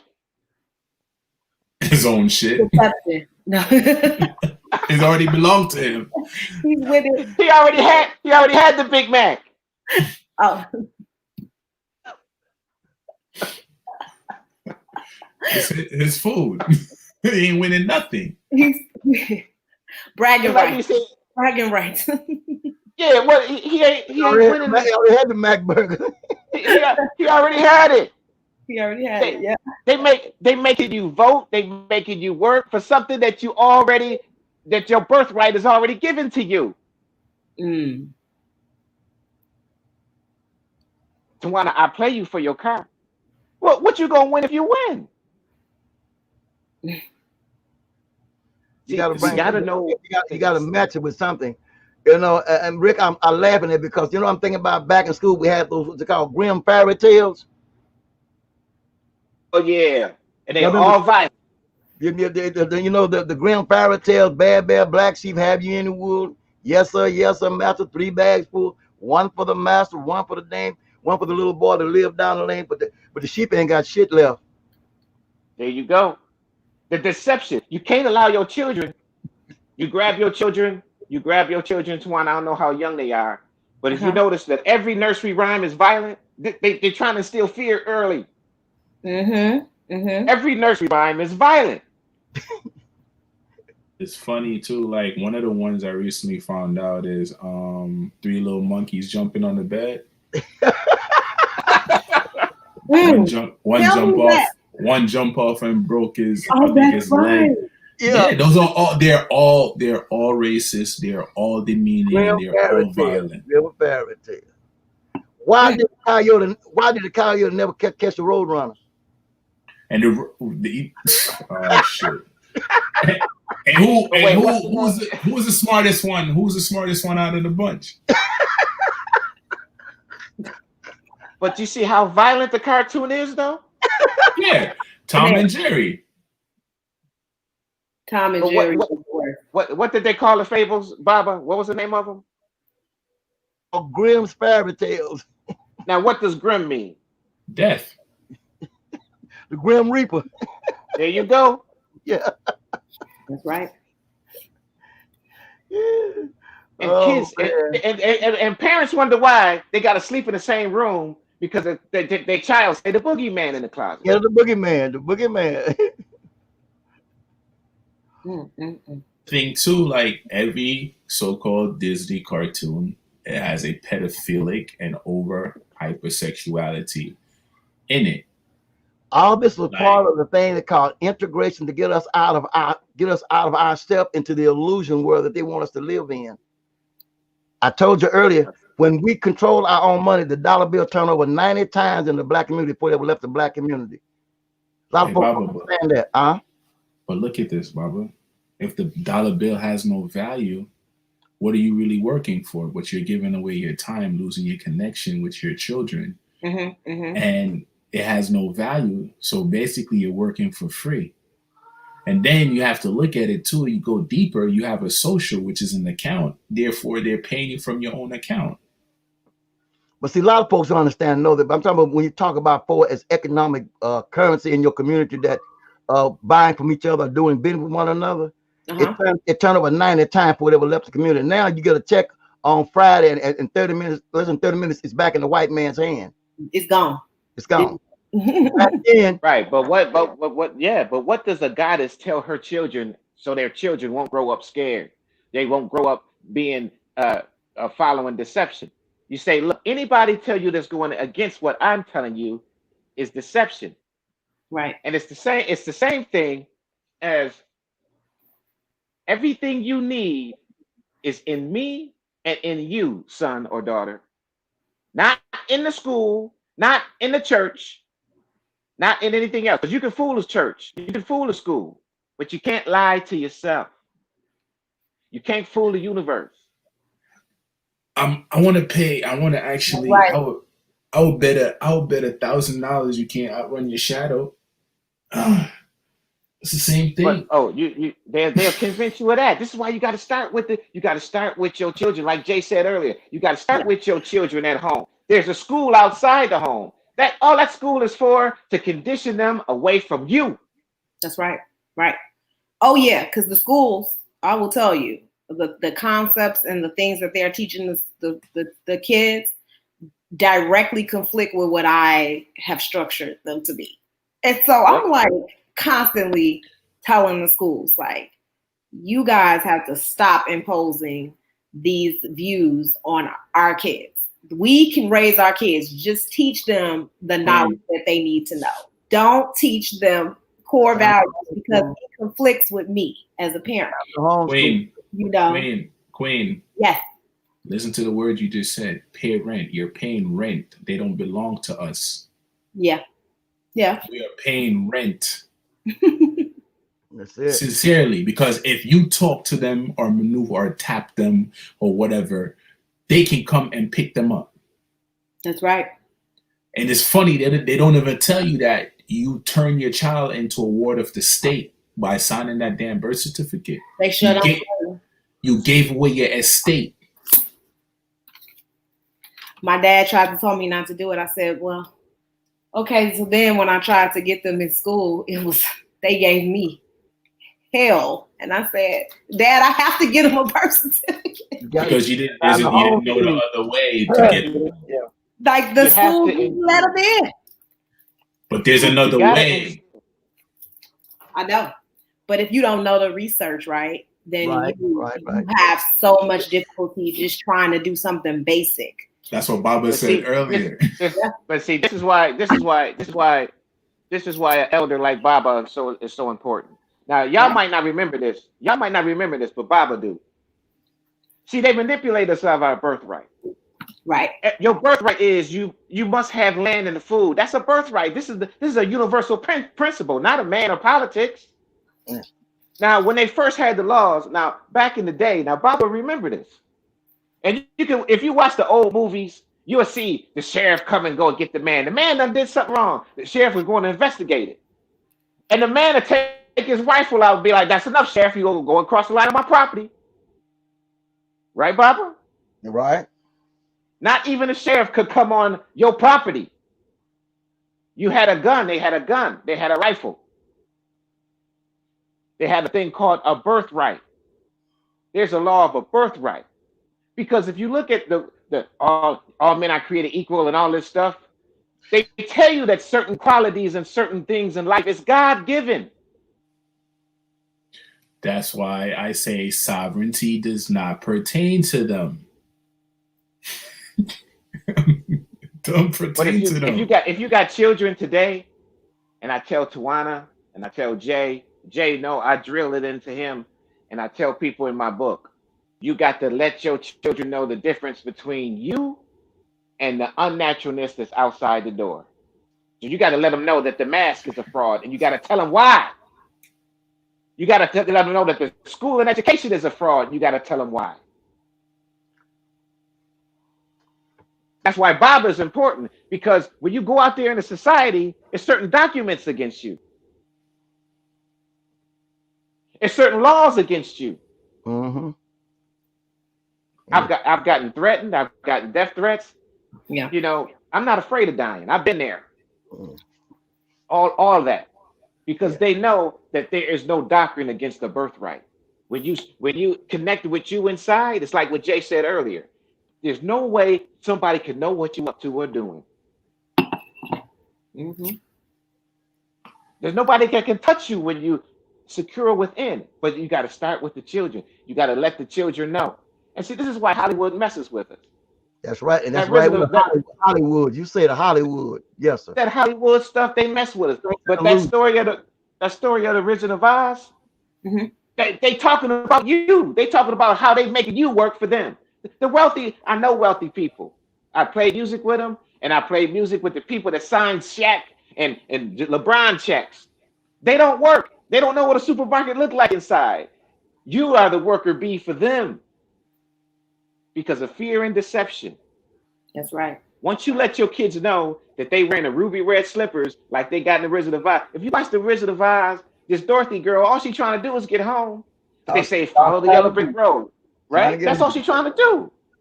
But the director, the movie is telling you all you have to do is go to yourself. You wearing the ruby red slippers, Tawana. Your children is ruined. You got to let your children know that the power is within them of success and failure. Right. So, what's the action of starting that, Tawana? You got to let your children know first. This is the first thing, and then I'm gonna shut up. Yes. If you got children, you got to let them know never compare yourself to anybody, place, person, or thing. You are you. Never. Never. And nobody, we're not the same. We're not all the same. Even if you're born twins 30 seconds apart, you still ain't the same. You're not the same. But I'm talking And about this. I'm talking about natural and unnatural. The All of sun proves that. the whole thing, you know.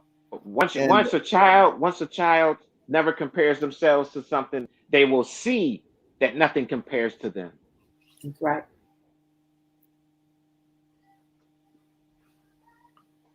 Hey guys, this has been beautiful. Yes, it And has. Oh my goodness. we yeah, need to have thank you, more. thank We you, need to thank have you so more. We need to have more much. chop ups like this. But we're gonna end it because it's almost 2 hours in. Uh, Oh, I uh, came here late. You know, because when you're having fun, oh man, time. time Didn't even know it had been 2 hours. I'm like taking notes. Yeah, yeah.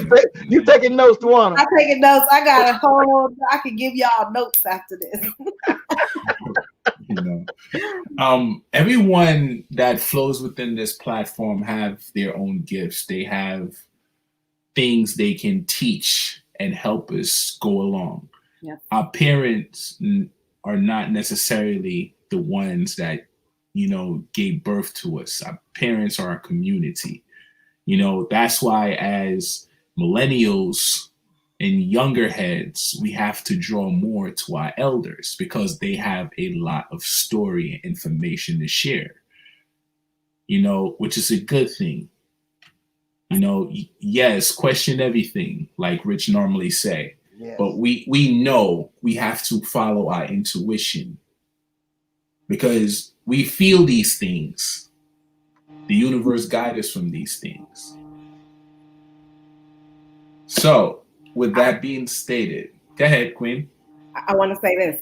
It wasn't until I stopped following that intuition and that voice that I became lost, and so everything you guys are saying is like making me remember that when I was self-confident, assured myself, listen to my intuition, did all these things. I was just so different just in my approach. I didn't doubt anything. I knew exactly what my purpose was. It wasn't until that deception started to make me question things that it started to change my thinking. So I'm just grateful for this conversation. And the thing is, well, we look at things as difficult as our potential when it's not. It's pretty much deception. We're fighting against ourselves. The things that come easy to you is what you're supposed to be doing. That's your potential. And here we go chasing something that has 100 loop when what we need to do was in front of us from the beginning. That's the ruby red slippers. You got to let the children know. Ladies and gentlemen, we say thank you. Go ahead, Rich. Finish what you want to say. I just want to say this real quick. The children must know, and I talk to adults too, because adults don't know because they still on the yellow brick road. Yep. Still children, King. Yep. So once an adult and a child uncovers, not discover. See, we'll get into words too. Yeah. You uncover. They want you to discover, but you must uncover. And so that means that what is the action of starting somebody not to be controlled by fear or deception? They must first know that they cannot compare themselves to anything else. So when your child comes home and say, "Mom, I got a B, but Al got an A," you stop them right there. You don't compare yourself to anyone. Whenever somebody is trying to get you to compare, you don't listen to them. That's deception. So you're not allowing your child to be conditioned, and you can't be conditioned. They had a thing in the civil rights movement that, called the X. They called like if you was marching with the civil rights workers, the the enemy, they doing the same thing with Black Lives Matter. So they was like, how do we know that the people marching with us ain't with us? And how do we know that they with us? They say, look, we gonna sing the spirituals we learned at church. If they don't know the words, we know who they are.